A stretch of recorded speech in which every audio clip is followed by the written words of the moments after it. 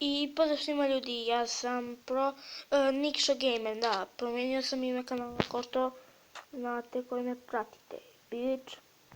I danas ću vam danas imamo jedan tutorial i pokazat ću vam kako da napravim automatsku pećnicu. Pa, hajmo da počnemo. Prvo će vam trebati neki kamen i postavit ćete 4 bloka u visinu. Ovako. Eto vidite kako sam se zeznuo sad. Stavite tako. Da, treba ću kamen, neki chest, pećnica, item frame i hopper. Prvo ćemo staviti tu jedan i tu jedan. Onda uzmemo pećnicu i stavimo je tu.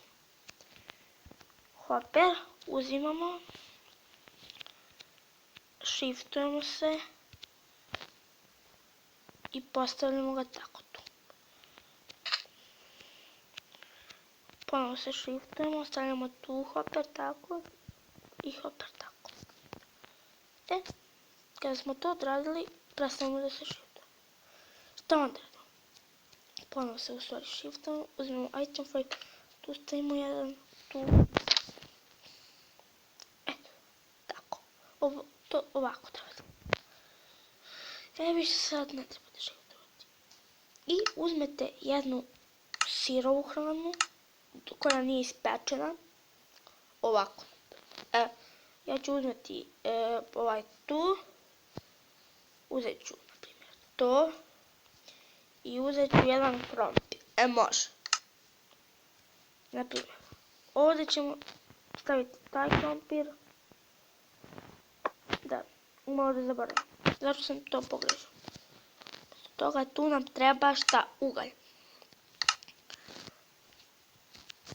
Tu to ide. Znači ljudi, i to tu da. Taj tu često otvaramo i stavljamo tu hranu. Znači, to što nije ispalo.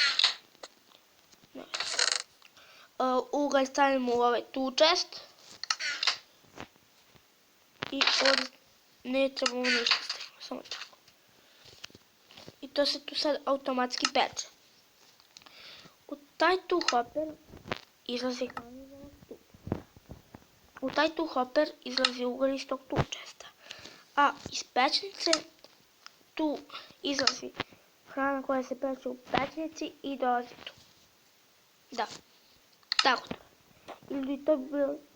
I to je ljudi bilo to za ovaj video, vidimo se u sljedećem, ćao!